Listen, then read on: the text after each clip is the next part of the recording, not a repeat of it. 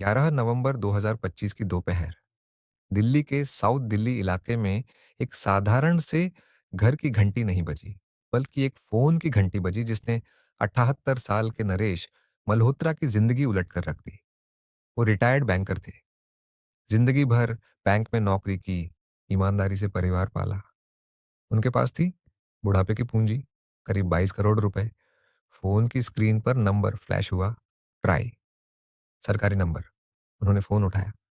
दूसरी तरफ एक महिला की प्रोफेशनल आवाज थी।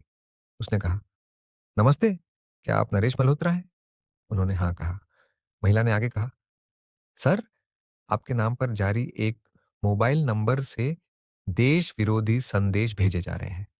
देशद्रोह का मामला दर्ज होने वाला है। साइबर पुलिस आपको अरेस्ट करने वाली है। नरेश मल्होत्रा के हाथ कांपने लगे। उन्होंने कहा, मैंने तो कुछ नहीं किया। महिला ने तुरंत कहा, तो फिर साइबर पुलिस से बात करिए। फोन पर क्लिक हुआ और अब दूसरी तरफ एक तेज कमांडिंग आवाज थी। वो बोला, ये साइबर क्राइम ब्रांच है। नरेश मल्होत्रा, आपके खिलाफ मनी लॉन्ड्रिंग, ड्रग्स तस्करी और मानव तस्करी के केस दर्ज हैं। आपको डिजिटल अरेस्ट किया जा रहा है। अगले 48 घंटे कहीं नहीं जा सकते, किसी से बात नहीं कर सकते, ना परिवार, ना दोस्त, ना वकील। ये राष्ट्रीय सुरक्षा का मामला है।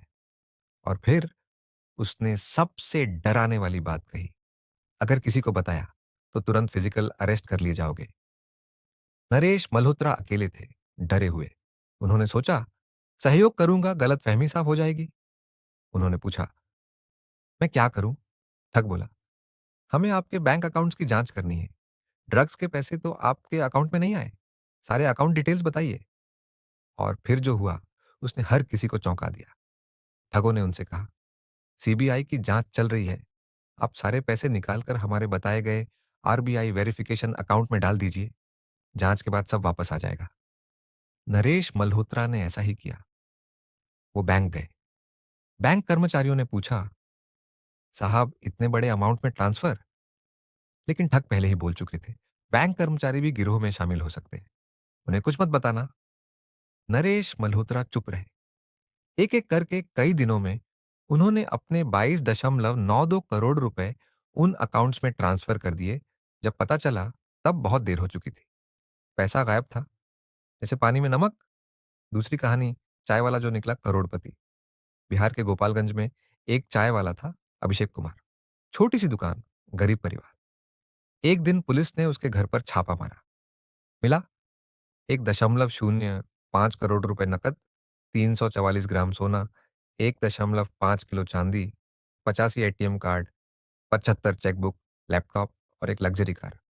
यही नहीं, अभिषेक दुबई भाग गया था और वहां से वो एक इंटरनेशनल साइबर फ्रॉड सिंडिकेट चला रहा था। भारत में उसका भाई उसके पैसे संभाल रहा था। तीसरी कहानी, पूर्व बैंकर और पूर्व एयरफोर्स ऑफिसर। सिर्फ नरेश मल्होत्रा ही नहीं, ब्लूमबर्ग की एक रिपोर्ट में छपा, एक पूर्व बैंकर से भी 23 करोड़ रुपए ठग लिए गए। 77 साल के पूर्व एयरफोर्स ऑफिसर भी इसी जाल में फंसे। ये वो लोग थे जिन्होंने पूरी जिंदगी पैसे मैनेज किए, फिर भी ठग उन्हें डर के सहारे ऐसे फंसाते हैं कि उनकी समझ में ही नहीं आता। चौथी कहानी, इरिडियम स्कैम, दुर्लभ धातु का झांसा। तमिलनाडु की बात है। वहां एक गिरोह था जो लोगों से कहता था, इरिडियम एक दुर्लभ धातु है, इसका इस्तेमाल स्पेस टेक्नोलॉजी में होता है। आरबीआई हमें इसके ट्रेडिंग का लाइसेंस दे रहा है। आप 5 लाख लगाइए, 6 महीने में 5 करोड़ बन जाएंगे। लोग विश्वास कर लेते थे, खासकर जब ठग उन्हें आरबीआई के असली ऑफिस के बाहर खड़ा करके फोटो खिंचवाते थे और कहते थे, देखा, हमारे आरबीआई में कनेक्शन है। जब असली आरबीआई अफसर आए तो पता चला, ये ठग तो खुद टूरिस्ट की तरह वहां घूमने आए थे। अकेले तमिलनाडु में 1 लाख लोग इस स्कैम का शिकार हुए। नुकसान, सैकड़ों करोड़ रुपए। पांचवी कहानी, पीएसीएल स्कैम, 5 करोड़ लोगों का पैसा डूबा। अब सबसे बड़ा स्कैम, पीएसीएल यानी परल्स एग्रोटेक कॉरपोरेशन। ये कंपनी कहती थी, हर महीने थोड़ा थोड़ा जमा करो, हम तुम्हें जमीन देंगे। किसान जोड़ते थे, मजदूर, पेंशनर, गृहणियां। 20 साल तक ये सिलसिला चला। कितने लोगों ने पैसा लगाया? 5 करोड़ लोग। और कितना पैसा डूबा? 49,000 करोड़ रुपए। जब पुलिस ने जांच की तो पता चला कंपनी के पास जमीन के नाम पर कुछ नहीं था। सारे सर्टिफिकेट फर्जी थे। एक क्लासिक पोंजी स्कीम। 2018 में एफआईआर दर्ज हुई। 2025 में 69 साल के एक डायरेक्टर गुरनाम सिंह को गिरफ्तार किया गया। तब तक लाखों लोग अपनी जिंदगी भर की कमाई खो चुके थे। छठी कहानी, बैंक के अंदर ही बैठा शैतान। राजस्थान के कोटा में आई सीआईसीआई बैंक की एक ब्रांच। वहां एक रिलेशनशिप मैनेजर थी, साक्षी गुप्ता। 3 साल तक उसने 41 कस्टमर्स की एक 110 एफडी अकाउंट से पैसे निकाले। कैसे? उसने अकाउंट्स में अपने परिवार वालों के मोबाइल नंबर लिंक कर दिए थे। एफडी मैच्योर होती, ओटीपी उसके भाई के फोन पर जाता, पैसे निकल जाते, फिर वो पैसे स्टॉक मार्केट में लगा देती। 3 साल में उड़ाए 4.58 करोड़ रुपए, किसी को पता नहीं चला। एक दिन एक कस्टमर ने खुद बैंक आकर पूछा, मेरी एफडी कहाँ है? तब जाकर पता चला। साक्षी को उसकी बहन की शादी में गिरफ्तार किया गया। सातवीं कहानी, लॉकर तोड़ने वाला मैनेजर। बेंगलुरु के इंडियन बैंक में सहायक प्रबंधक था, किरण कुमार। उसने 2.7 किलोग्राम सोना, जिसकी कीमत 4 करोड़ रुपए थी, लॉकर से चुराया। ऑनलाइन सट्टेबाजी और जुए में लगाया।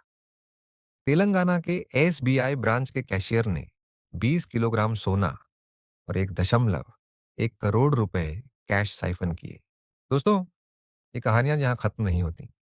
78 साल के रिटायर्ड बैंकर से लेकर पूर्व एयरफोर्स ऑफिसर तक, चाय बेचने वाले से लेकर बैंक मैनेजर तक, हर कोई इस जाल में फंस सकता है। लेकिन एक बात याद रखिए, डिजिटल अरेस्ट जैसी कोई चीज नहीं है। कोई सरकारी अधिकारी फोन पर पैसे नहीं मांगता। और सबसे बड़ी बात, ये सिर्फ पैसे का नुकसान नहीं है, ये भरोसे का नुकसान है। अगर कभी ऐसी कॉल आए, तुरंत 1930 डायल करें। जागरूक भारत, सुरक्षित भारत।